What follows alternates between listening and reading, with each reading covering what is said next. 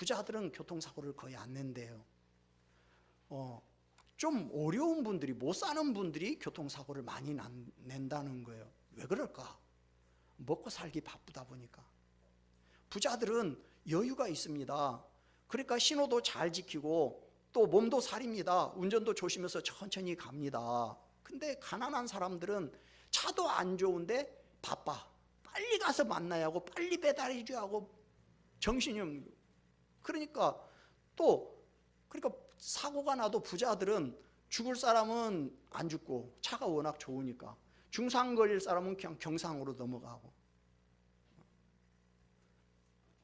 반면에 생활고에 시달리는 사람들은 그냥 사고가 나면 많이 이제 다치는 거죠. 통계적으로 그렇다는 거예요. 가끔 보면 이제 3대째 기초생활수급자들이 있어요. 할아버지도 기초생활수급자인데 아버지도 기초생활수급자고 아들도 기초생활수급자고, 가난이 대물림되는 거죠. 여러분, 이러면 현실적으로 얼마나 힘듭니까? 근데 우리 주변에 보면 이런 딱한 처지에 있는 사람들이 의외로 꽤 많습니다. 오늘 본문에도 이런 사람이 나와요.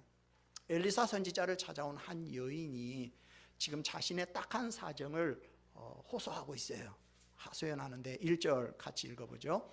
선지자의 제자들의 아내 중에 한 여인이 엘리사에게 부르짖어 이르되, 당신의 종 나의 남편이 이미 죽었는데 당신의 종이 여호와를 경외한 줄은 당신이 아시는 바니이다. 이제 빚준 사람이 와서 나의 두 아이를 데려가.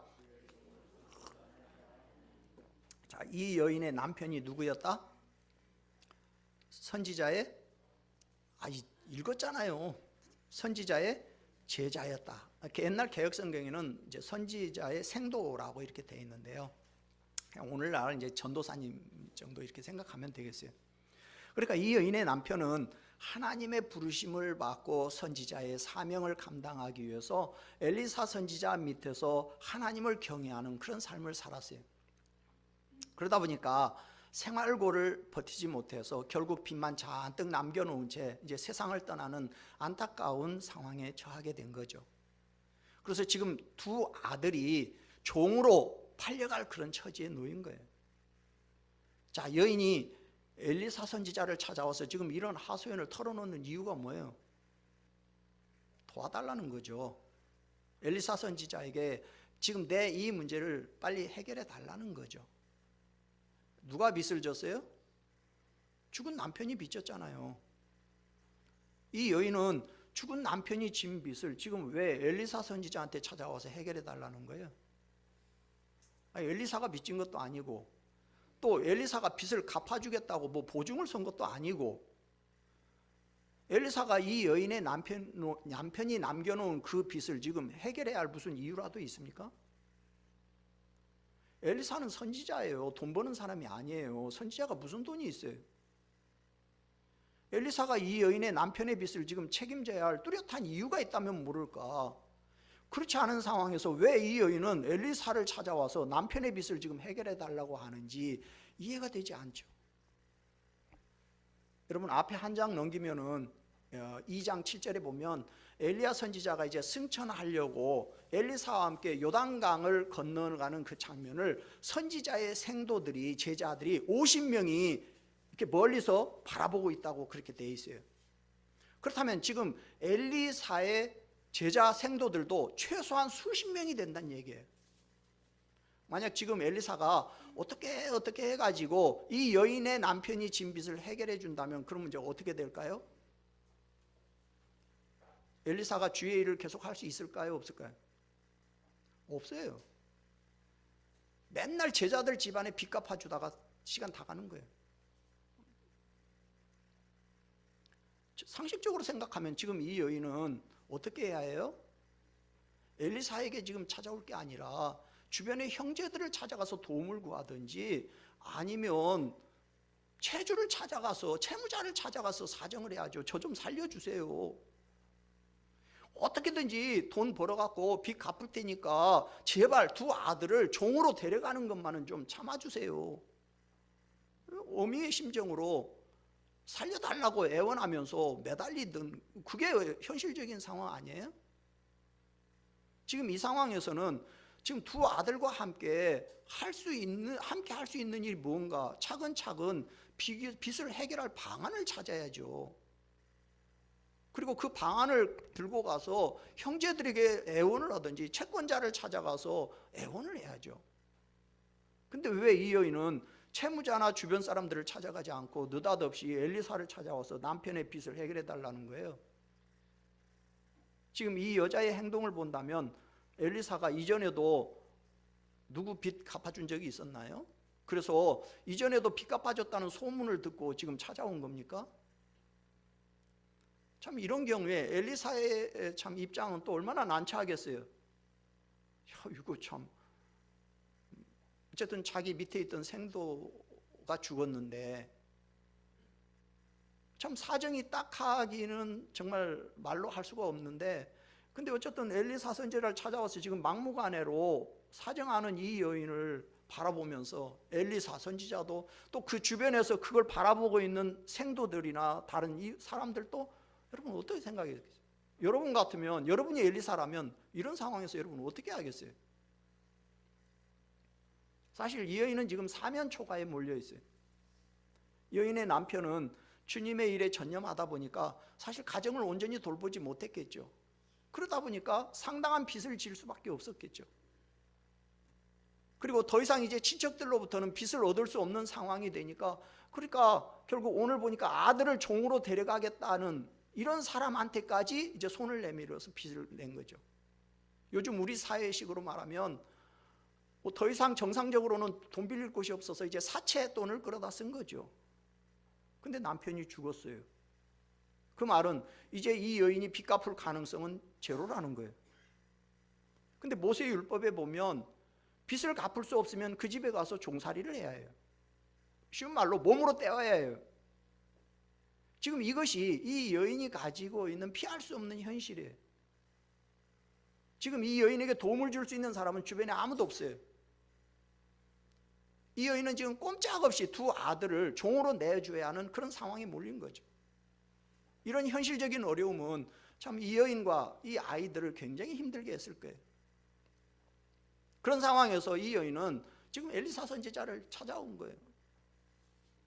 근데 엘리사 선지자가 이 여인의 말을 듣고 상식 밖의 처방을 내려요. 엘리사는 그 여인에게 네 집에 뭐가 있냐 물어봐요. 2절 같이 읽죠. 엘리사가 그에게 이르되 내가 너를 위하여 어떻게 하랴, 내 집에 무엇이 있는지 내게 말하라. 그것까지. 자, 이미 이 여인의 형편이 어떤지는 다 들었어요. 뭐 이 지경에 몰렸으면 뭐 거의 가정은 뭐 파탄 났다고 봐야겠죠. 파산 난 거죠. 그런 상황에 네 집에 뭐가 있냐, 이걸 뜬금없이 묻는 거예요. 그랬더니 그가 이르되 그 뒤에 계집종의 집에 기름 한 그릇에는 아무것도 없나이다. 집에 돈 될 만한 것이라고는 아무것도 없고 딱 남은 것이 기름 한 그릇만 있다는 거죠. 여기 기름 한 그릇이라는 건요, 한 번 기름 부을 정도의 기름, 그런 뜻이에요. 무슨 말이냐면 사람 한 명이 목욕하고 나서 몸에 바를 정도의 기름이란 말이에요. 그러니까 이 여인의 집이 지금 얼마나 그 가난한 상태에 지금 몰려 있는가를 말해주는 거죠. 자, 이 여인의 집에 있는 것이 오직 기름 한 그릇밖에 없다라는 말을 들은 엘리사의 처방이 뭡니까? 3절 4절 같이 읽습니다. 이르되 너는 밖에 나가서 모든 이웃에게 그릇을 빌리라. 빈 그릇을 빌리되 조금 빌리지 말고 너는 내 두 아들과 함께 들어가서 문을 닫고 그 모든 그릇에 기름을 부어서 차는 대로 옮겨 놓으라 하니라. 자, 처방을, 어떤 처방을 내렸어요? 동네에 가서 뭘 빌려오라? 빈 그릇을 빌려와라. 근데 그것도 조금 빌려오지 말고 많이 빌려와라. 그런 다음에 방문에 들어가 가지고 방문을 걸어 담그고 너희 집에 있는 그 기름, 그 그릇에 있는 기름을 가지고 너희들이 빌려온 그 그릇에 전부 기름을 따라라. 그리고 기름이 다 차는 대로 옮겨 놓으라는 거예요. 이건 지금 누가 들어도 상식 밖의 처방인 거죠. 그런데 놀라운 건 하나님은 기적을 일으키셔서 이 여인의 삶을 채워주셨어요. 5절 6절 같이 읽습니다. 여인이 물러가서 그의 두 아들과 함께 문을 닫은 후에 그들은 그릇을 그에게로 가져오고 그는 부었더니 그릇에 다 찬지라. 여인이 아들에게 이르되 또 그릇을 내게로 가져오라 하니 아들이 이르되 다른 그릇이 없나이다 하니 기름이 곧 그쳤더라. 자, 이 여인과 두 아들은 엘리사 선지자 말대로 많은 그릇을 빌려왔어요. 그리고 엘리사의 처방대로 방 안에 들어가서 문을 잠그고 이제 기름을 붓기 시작합니다. 근데 믿을 수 없는 일이 벌어진 거예요. 그릇에 있는 기름이 그치지 않고 계속해서 흘러나오는 거예요. 여러분, 기름은 물보다 점도가 훨씬 높기 때문에 뭐 물처럼 이렇게 쏟아지는 것이 아니라 이제 흘러내리죠. 뭐 엿 이렇게 따랐듯이 이제 그런 식으로 흘러내리죠. 근데 처음에 이렇게 따면 이제 처음에는 많이 흘러나오다가 점점 이제 그 줄기가 이제 가늘어지죠. 그러다가 이제 끝이죠. 뚜벅뚜벅 떨어지고 이제 끝나죠. 근데 이 기름은 도대체 어떻게 된 것인지 이게 계속 흘러내려오는 거야. 이상하다. 쳐다보면 분명히 흘러나오는데 계속 나오는 거예요. 그래서 여인과 두 아들이 빌려온 모든 그릇에 기름을 가득 채우도록 계속 기름이 안 그치고 흘러내려오는 거예요. 구약판 오병이의 기적이 일어난 거죠. 결국 온 방 안에는 그냥 기름이 가득 참겨진 그냥 그릇으로 꽉 찬 거예요. 더 이상 이제 빈 그릇이 없습니다 할 때까지 계속 기름이 흘러나온다는 거예요. 하나님의 놀라운 기적을 체험한 이 여인이 엘리사 선지자에 가서 이 사실을 고합니다. 7절 같이 읽습니다. 그 여인이 하나님의 사람에게 나아가서 말하니 그가 이르되 너는 가서 기름을 팔아 빚을 갚고 남은 것으로 너와 내 두 아들이 생활하라 하였더라. 자, 엘리사가 두 가지를 말합니다. 먼저 그 기름을 팔아서 빚 갚아라. 빚진 거 다 빚 갚아라. 두 번째, 그리고 남은 돈은 너와 내 두 아들이 생활비로 써라. 기름은 그 당시 유대 사회에서 모든 사람에게 꼭 필요로 하는 식료품이자 화장품이자 생활 필수품이에요. 엘리사가 결국 기름을 팔아서 빚도 갚고 남은 돈으로 두 아이들과 함께 너희 남편이 그렇게 경외하던 그 하나님을 계속 신앙하라, 이렇게 이제 한 거죠. 자, 우리는 여기서 궁금한 게 있어요. 왜 엘리사는 이런 처방을 해줬을까?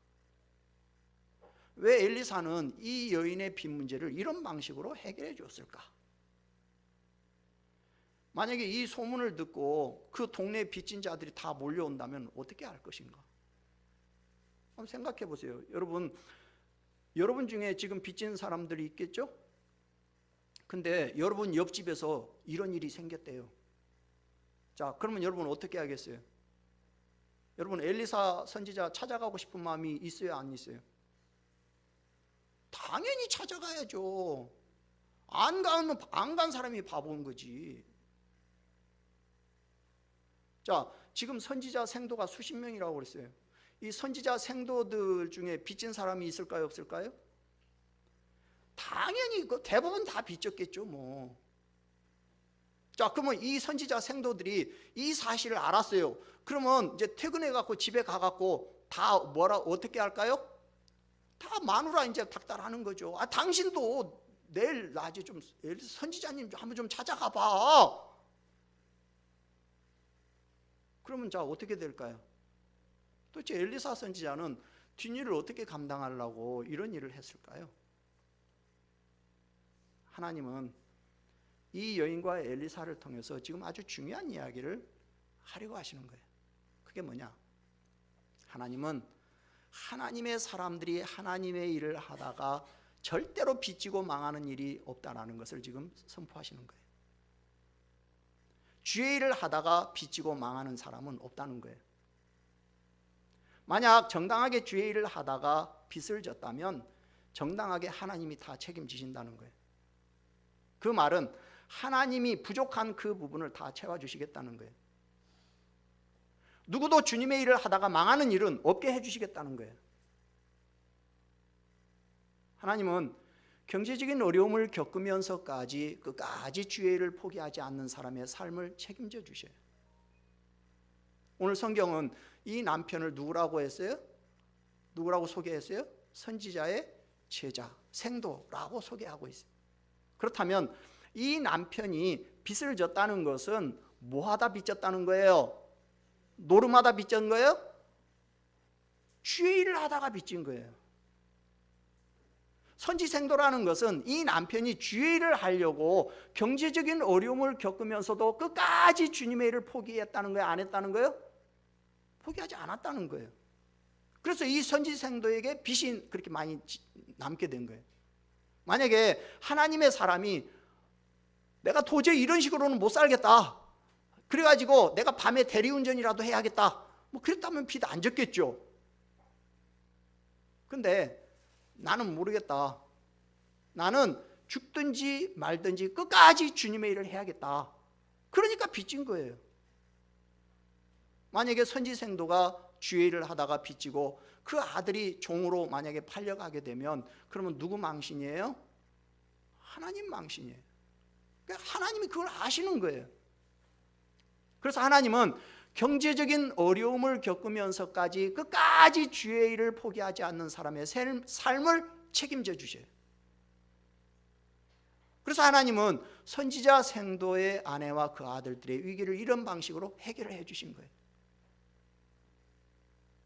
하나님은 하나님의 나라를 위하여 끝까지 헌신한 자의 삶을 채워주셔요.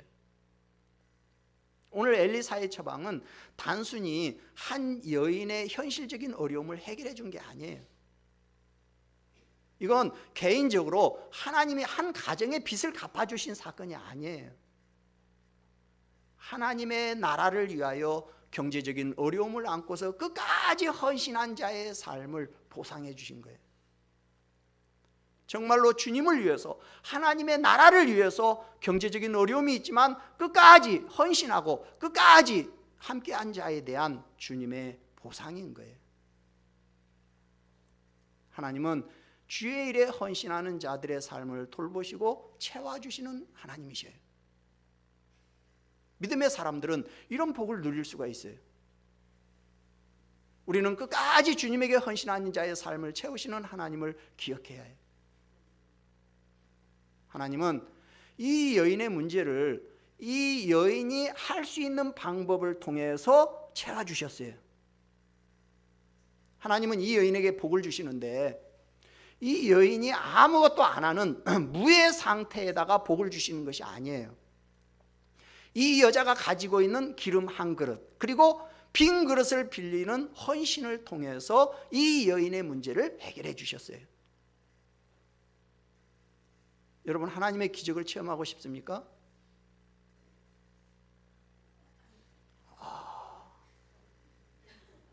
우리 교회는 뭐 하나님의 기적 필요 없어요. 지금이 좋습니다. 뭐 지금이 천국인데 뭐 좋아요. 감사해요. 감사해요. 여러분이 하나님의 기적을 체험하고 싶다면 여러분에게 있는 게 뭐가 됐든지 간에 그것이 아무리 하찮고 별 볼 일 없는 것이라 할지라도 먼저 그것을 하나님에게 드리시기를 바랍니다. 하나님 복 받고 은혜 받기를 원한다면서 자기는 전도 한 번 안 하고 봉사도 안 하고 헌신도 안 하고 아무것도 드리지 않는 거예요. 여러분, 벼락은 마른 하늘에는 절대로 떨어지지 않아요. 벼락이 떨어질 수 있는 여건을 조성해 줘야 해요. 은혜 받기를 원한다면 은혜 받을 여건을 조성해 드려야 해요. 체험 받기를 원한다면 체험 받을 수 있는 여건을 조성해 드려야 해요. 그게 뭐냐? 그게 뭐가 됐든지 간에 아무리 작아도 내가 가지고 있는 마중물을 먼저 하나님 앞에 드려야 해요. 물질을 드리고 봉사를 드리고 나를 드리는 헌신이 있어야 해요. 하나님은 내가 주께 드린 그 작은 것에 축복하셔서 기적을 일으키셔요. 오늘 이 여인에게 기름 한 그릇은 이 여인의 문제를 해결하고 모자람을 채우고 부족을 채우는 마중물이에요. 이 마중물이 이 여인으로 하여금 고통의 본질인 빚을 갚고 두 아들과 함께 행복하게 살 수 있는 씨앗이 된 거예요. 여러분에게도 하나님의 놀라운 기적을 일으키는 이 불씨가 있기를 주의 이름으로 축원합니다. 여러분, 우리도 주님의 일을 하다 보면 구멍난 현실을 겪을 수가 있어요. 열심히 섬기고 헌신하면서 겪는 어려움이 있어요. 그때 우리는 어떻습니까? 본인은 어떻게든지 은혜로 견딜 수가 있어요. 근데 누가 힘들어해요? 주변 사람들이 힘들어요. 제일 은혜 안 된 사람이 누구예요? 가족들이에요. 아내와 자녀들은 이 문제를 받아들이기가 쉽지가 않아요. 사람들은 어떻게 생각해요? 어떤 사람이 주님의 일을 하다가 현실적으로 이제 구멍이 났어요. 그러면 사람들은 어떻게 생각해요? 그 사람을 광신도나 아니면 신앙에 뭔가 문제를 가지고 있는 사람으로 취급하기가 일쑤예요. 이것이 현실이에요. 그런 경우에 대부분의 신앙인들은 그걸 부끄러워하거나 이제 더 이상 헌신하지 않으려고 뒤로 물러서는 경우가 많아요. 또 주의 일에 헌신하고 동참하면 어려움에 처할까 봐서 미리 겁을 먹고 아무것도 하지 않으려는 사람들도 있어요. 주님의 일을 열심히 하면 힘들다. 주님의 일을 앞장서서 하면 어렵다. 돈 들어간다. 그런 생각 때문에 쉽게 말하면 현실적인 어려움을 감당해야 한다는 그 사실 때문에 하나님의 일에 소극적이고 기피하는 사람들이 있어요. 이런 경우에 이제 구경꾼의 신앙으로 사는 것을 그냥 다행스럽게 여기면서 스스로를 위로하는 거예요. 특별히 개척교회 섬기는 분들은 대부분 그런 고민에 맞닥뜨리게 돼 있어요. 할 일은 많죠. 사람은 없죠. 힘들고 고생할 것이 눈에 뻔히 보이는 거죠. 내가 가서 뭘 하기는 해야겠는데 하기는 싫고. 그래서 사람들은 뭐라고 하느냐? 불가근 불가원. 교회나 목사는 너무 가까이 해도 안 되고 너무 멀리 해도 안 되고 그저 적당한 거리를 두고 그저 주일날 예배나 한번 드리는 그런 신앙생활을 하는 것이 가장 편하고 좋다는 거예요. 그러나 그러면 점점 하나님과 멀어질 수밖에 없는 것이 우리의 현실이에요. 그래서 저는 우리 교회 일에 임직할 때는 우리 교회에 오신 권사님들은 아무 조건 달지 않고 다 우리 교회 권사님으로 다 받았어요. 다 세웠어요. 왜? 큰 교회 가서 얼마든지 편하게 신앙생활을 할 수 있는데 힘든 개척교회에 나와서 섬기겠다라는 그 마음만으로도 당신은 권사 될 자격이 충분합니다. 내가 그렇게 인정해드린 거예요. 그러나 더 많은 분들은 사실 개척교회의 어려움을 피해서 큰 교회에 가서 편하게 신앙생활을 하려고 합니다. 이미 시스템 다 갖춰져 있는 곳에 가서 내가 특별히 헌신하지 않아도 은혜롭게 예배할 수 있는 그런 곳 찾아가려고 하는 거죠. 주님의 일에 헌신하면 오늘 이 여인처럼 될까 봐서 겁을 먹고 한 발은 교회에 디디고 한 발은 뒤로 빼놓은 그런 상태에서 어정쩡하게 신앙생활을 하는 거예요. 지금 여러분들은 어떻게 주님을 섬기고 있습니까? 이 여인의 현실을 보면서 무슨 생각이 듭니까? 하나님은 당신의 백성들이 주를 향한 헌신으로 빚지고 고통스럽게 살도록 버려두시지 않아요. 하나님은 우리가 주의 일을 하면서 고통스럽게 살도록 다른 사람들에게 피해를 주면서 살도록 우리를 내버려 두시지 않아요. 저는 지금까지 하나님께 헌신했더니 하나님께 정말 열심히 섬겼더니 빚지고 망했다. 그런 사람을 본 적이 없어요. 시편 37편에 보면 다윗이 뭐라고 합니까? 내가 어려서부터 늙기까지 의인이 버림을 당하거나 그 자손이 걸식함을 보지 못하였도다. 내가 늙어 죽을 때까지 하나님의 자녀들이 버림을 받고 그 자손들이 유리걸식하며 거지로 사는 걸 본 적이 없다는 거예요. 하나님은 반드시 의인의 길에 복을 주시고 그 자손들에게까지도 복을 주셔요. 여러분이 심은 의의 열매는 여러분의 자손들에게까지 복으로 돌아가는 거예요. 하나님은 하나님을 사랑하고 하나님을 위해 헌신한 사람에 대해서는 그 본인만이 아니라 그 자식들까지 책임을 지셔요. 솔로몬은 하나님을 배신하고 많은 우상을 세우고 숭배했어요. 근데 하나님은 솔로몬을 치지 않으셨어요. 그 아들 때에 가서야 나라를 쪼갰어요. 왜? 다윗이 하나님 앞에 헌신하고 심어놓은 것 때문에. 그리고 다윗의 후손들은 계속해서 왕이 되는 복을 누렸어요. 그 중에는 좋은 왕도 있지만 안 좋은 왕들도 많아요. 그래도 계속 왕을 끊이지 않게 누리게 했어요. 왜? 다윗이 하나님 앞에 헌신하고 심어놓은 것 때문에. 저는 제가 아무리 노력해도 내 목회에 한계가 있다라는 것을 가끔 느낄 때가 있어요. 그 이유 중에 하나가 뭐냐? 우리 조상님들이 하나님 앞에 심어놓은 것이 없어요. 불신 가문에 태어나서 내가 처음으로 예수 믿은 사람이 되다 보니까 조상님들이 하나님 앞에 한 것이 없어요. 물론 저희 부모님은 이제 늦게나마 예수님 영접하고 신앙생활하다 돌아가셨지만, 그러나 그 신앙이라는 것도 사실은 아들이 죽을라다 살아났기 때문에 이제 갖게 된 신앙인 거죠. 물론 이 교회 개척할 때 우리 아버지가 2천만 원 헌금하셨어요. 시골 농부로서는 정말 큰 돈 헌금하신 거죠. 그러나 우리 부모님의 헌신이 과연 하나님 앞에서 얼마만큼 인정을 받을 건가에 대해서는 솔직히 잘 모르겠어요. 저는 저를 위해서도 신앙생활을 열심히 하지만 내 자손들을 위해서 신앙생활을 열심히 해야겠다는 생각을 많이 합니다. 우리 자식들은 자기들이 하나님 앞에 심은 것보다 더 많은 것을 거두는 삶을 살기를 원합니다. 그러려면 제가 주님 앞에 열심히 더 헌신하고 더 심어야 해요. 제가 뿌린 씨앗의 결실을 나도 거두지만 내 후손들이 거둔다라는 생각을 가지고 신앙생활하는 거예요. 왜? 하나님께서 의인의 길에 복을 주실 뿐만 아니라 그 자손들까지 책임져 주신다고 했으니까. 여러분, 하나님의 일을 너무 열심히 하느라고 시간을 너무 많이 빼앗기고 헌금을 너무 많이 들여가지고 그래서 망한 사람 없습니다.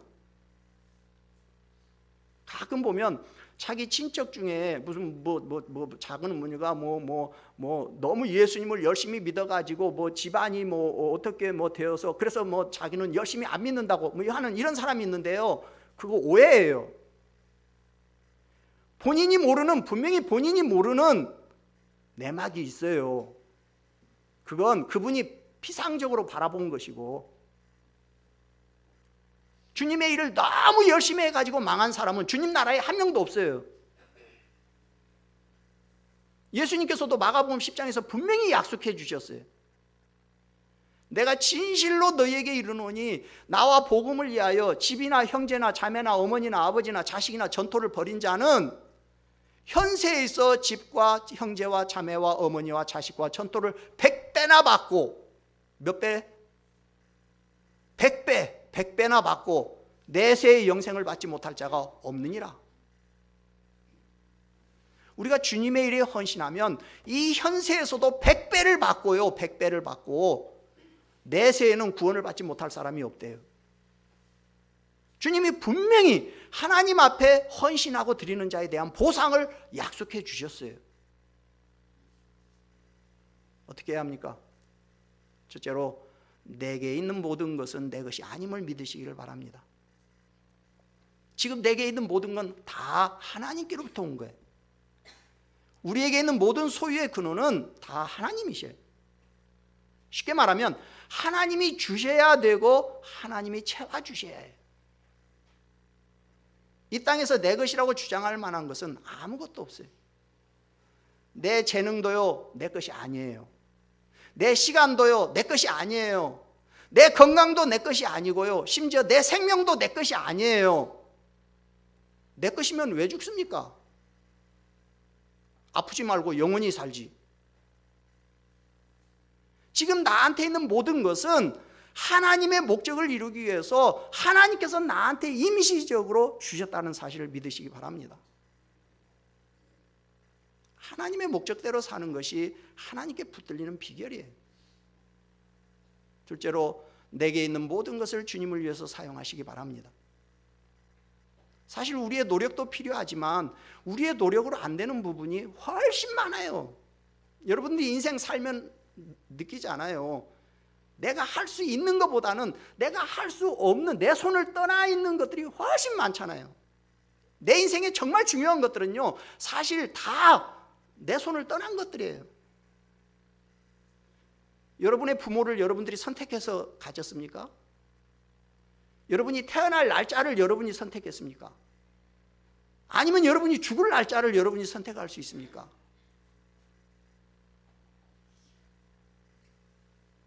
다 하나님의 손에 달려있는 거예요. 지금 내가 소유하고 있는 것보다 더 많은 것을 누리기를 원한다면 어떻게 해야 해요? 주님의 일에 헌신해야 해요. 하나님의 일에 헌신하지 않고는 절대로 채워지지 않아요. 극단적으로 우리가 만약 주의 일을 하다가 빚을 지는 경우가 있더라도 그래도 주저하지 마십시오. 그 말은 우리가 무리하게 과도하게 분수도 모르고 하나님 섬기고 헌신하라, 그런 얘기가 절대 아니에요. 하나님 앞에 꼭 섬기고 헌신해야 되는 경우에 없다는 이유로 그냥 눈 감고 넘어가면 안 된다는 거예요. 근데 우리가 어떤 경우에는 주님의 일을 하다 보면 빚을 지는 그런 일이 있을 수 있어요. 정말로 우리가 신앙생활을 하다 보면 원치 않게 빚을 질 수가 있어요. 그러나 그런 경우에도 놀라지 말라는 거예요. 왜? 그건 하나님이 책임져 주신다는 거예요. 그러므로 혹시 그럴지라도 우리는 헌신하기를 주저하지 말아요. 지금도 하나님은 당신의 자녀들의 필요를 채워주셔요. 하나님은 우리의 빈 그릇을 채우셔요. 이 빈 그릇이 어떤 겁니까? 주님을 위해서 사용해서 비게 된 그릇이죠. 특별히 주님을 위해서 살다가 빚지고 신앙생활에 힘들어하는 사람들, 하나님께서 돌보시고 계셔요. 그리고 그들의 빈 그릇을 채워주셔요. 자기 혼자 잘 먹고 자기 혼자 잘 살고 과소비하다 그러다 비게 된 그릇은 그거 안 채워주셔요. 그러나 주님의 일을 하다 빈 그릇 된 것은 하나님이 반드시 채워주셔요. 말씀을 정리하면서 우리 신앙인들은 생활도 과소비하면 안 돼요. 신앙의 과욕도 버려야 해요. 헌신도 과욕하면 안 돼요. 그러니까 우리가 세상 생활만 과소비가 아니라요, 하나님 앞에 드리는 헌신도 과욕하면 안 돼요. 하나님이 나한테 주신 은혜대로 형편과 처지를 살펴서 헌금도 드리고 헌신하면 되는 거예요. 그러니까 생활도 과소비하면 안 되고 하나님께 헌신하는 것도 과욕하면 안 돼요. 그러나 또 드릴 것을 아껴도 안 돼요. 하나님께 드려야 할 것은 반드시 드려야 해요. 아무리 어려워도 11조와 주일헌금은 반드시 드려야 해요. 이 두 가지는 모든 헌금의 기본이에요. 부모님들은 유초등부와 중고등부 아이들이 11조와 주일헌금을 드리는지 반드시 확인하셔야 해요. 어려서 안 드린 사람은 어른 돼도 드릴 줄 몰라요. 용돈 타 쓰는 아이들이 무슨 돈이 있겠어요? 아이들은요, 과욕하면 안 돼요. 가끔 제가 이렇게 보다 보면 주일학교 학생이나 중고등부 학생 중에 2만 원 헌금하는 경우가 있어요. 그러면요, 저는 막 겁이 나요. 무슨 일 있지? 얘한테 무슨 일 생겼나? 얘 신학교 간다고 마음 먹었나? 여러분, 과욕하면 안 돼요. 그러나 반드시 드려야 할 것은 드리도록 가르쳐야 해요. 뭐가 되든지 드려야 해요. 기름 한 종지라도 드려야 해요. 오병이어라도 드려야 해요. 그래야 하나님이 그거 가지고 역사하셔요. 하나님에게 아무것도 내놓지 않으면서 채워달라고 하면 뭘 갖고 채워줄 거예요? 하나님도. 그 사람이 가져온 것에다가 하나님이 역사해서 채우시는데 아무것도 없는 상황에서 채워달라고만 하면 뭘로 채워달라는 거예요?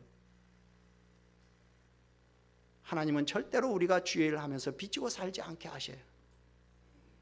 하나님은 하나님의 나라를 위해서 끝까지 헌신한 자의 삶을 반드시 책임지고 채워주셔요. 그럴 일은 절대로 없지만 혹시라도 주님의 일을 하느라고 빚을 졌다면 하나님이 반드시 갚아주신다는 사실을 믿으시기 바랍니다. 2019년에는 여러분 모두 다 빚을 갚는 복을 받을 수 있기를 주님의 이름으로 축원합니다. 우리 찬송 337장 부르고 하나님 앞에 기도합니다.